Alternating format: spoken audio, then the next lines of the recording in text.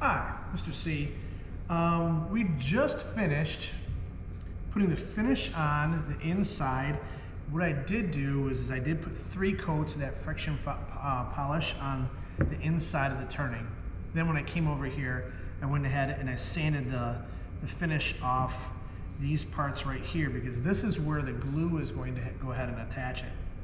I did take the one end off the faceplate end, and you can see where I have these marked.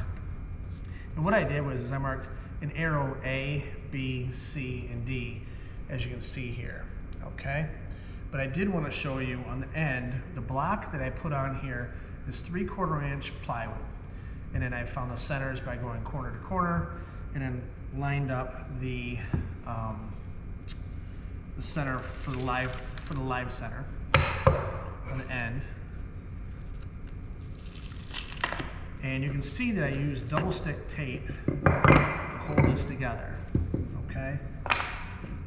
So I have my different parts.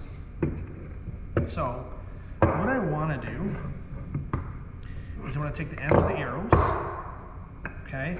And as you can see, it has the A, B, C, and D. And what I want to do is I want to take the A and spin this on to the inside, the B, and spin it to the inside, the C, spin it, and then the D, spin it to the inside, where the arrows now are pointing to the inside, okay? And now you can see we have the cutout here, and it goes all the way through the whole piece, okay? So now what I'm gonna do is I'm gonna take this, and I'm gonna open this up this way, open it up this way, so I know I need glue on this surface, this one, and then on the insides, okay? So I'm just gonna go ahead and place this like this. Now what I did do is I brought over several clamps to make sure I have these sitting here. I have 4 parallel or hand screw clamps, whatever you want to call them, depending on the manufacturer. I don't need my safety glasses because I don't plan on splashing glue in my eyes, but I do have a pair of glasses on. Okay, so now I'm just going to take my regular old yellow or PVA glue. Okay, and I'm just going to put a little bit on the surface. I don't want to have a whole bunch of squeeze out, and I want to avoid getting any on the inside of where the turning is currently done. Okay, so what I'm going to do, as you can see here, so I'm just going to move this around. Mainly I want to make sure I don't have any glue star joint, mainly in this section in here. Very light amounts of glue near the edge, because like I said, I don't want to have squeeze out in that area, because then it'll get on your finished product area. It would be kind of bad. Okay. And of course, I have with me a wet towel to wipe my hands off.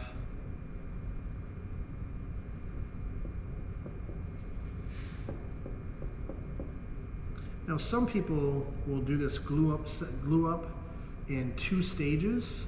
I find that I feel comfortable gluing this all in one single glue up, okay?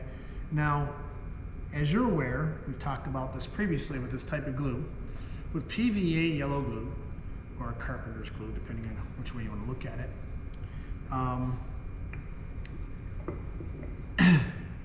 we need 24 hours for full cure time, 45 minutes for dry time. Because of the situation that we're in and how we're turning this in the lathe, I do feel comfortable turning this in the lathe in 45 to 50 minutes. I'll probably let this sit for about an hour before I go ahead and turn it, just to make sure it's dried. But like I am aware, it is not completely cured. Now, if you're going to do this at home, go ahead and wait that 24 hours.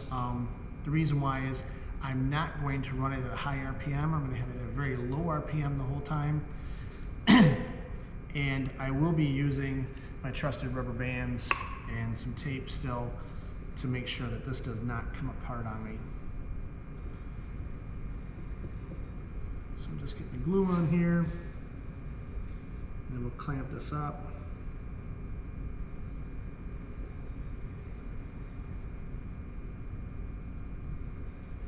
Okay, so now I have these pieces. C and D.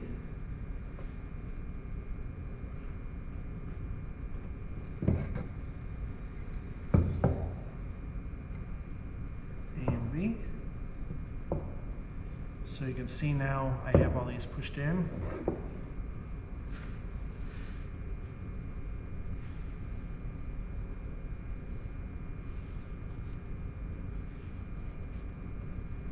Now what I'm going to do to help keep these equal pressure is I'm just going to put a couple rubber bands in the same spot, about 2 inches down. Put 4 rubber bands in this end, 4 on the other end. And that'll help me clamp this or keep it together.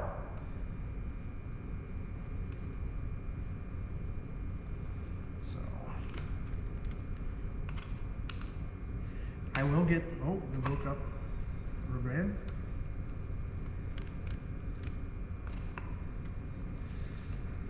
Another rubber band broke. And I guess I need to get some more of these. They're kind of dried out, a little bit old. Yeah, that one.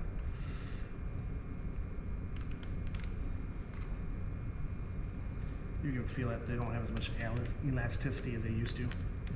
Okay, so now I have these 4 all put together, and you can see the glue joint. It's nice and square there. Now what I'm going to do is I'm going to open up my hand screw or parallel clamp.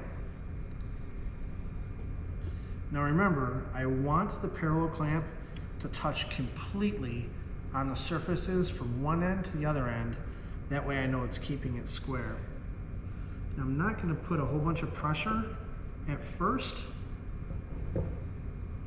I'm just going to go ahead and just get it on there, and then I can apply the pressure after I make sure it is square.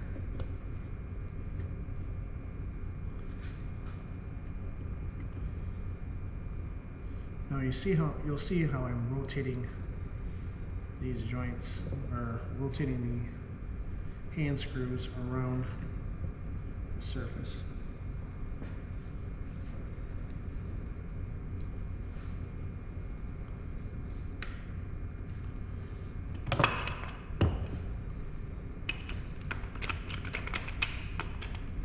Okay.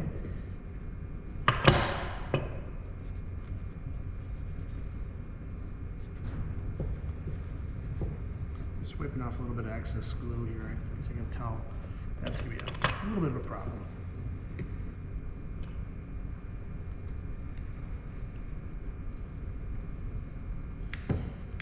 By putting the clamps on this also will help keep everything squared up, so kind of a nice way of doing it.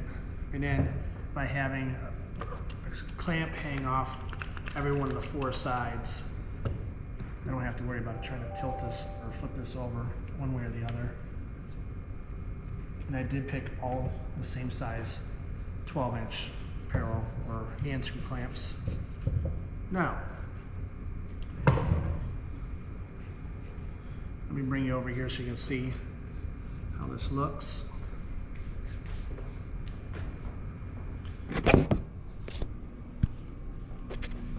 So you can see we have this together nice and tight. Like I said, I'm going to wipe off the excess glue. And it looks like I have my work cut out for me here. Okay.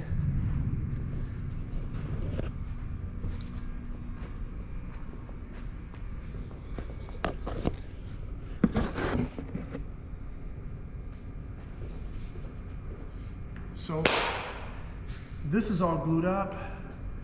I know what time it is. I'll write it down on the end grain here. Then I know in 1 hour I can go ahead and put this and mount it in the lathe again and then we can finish out turning the outside of the inside out Christmas ornament. And remember, like I said, just give us a thumbs up and give us a comment, and Mrs. C will decide which person is going to get this for nothing. I'll even drop it off at your house. Ho, ho, ho. All right, so till next time, we'll see you. It's Mr. C. Bye.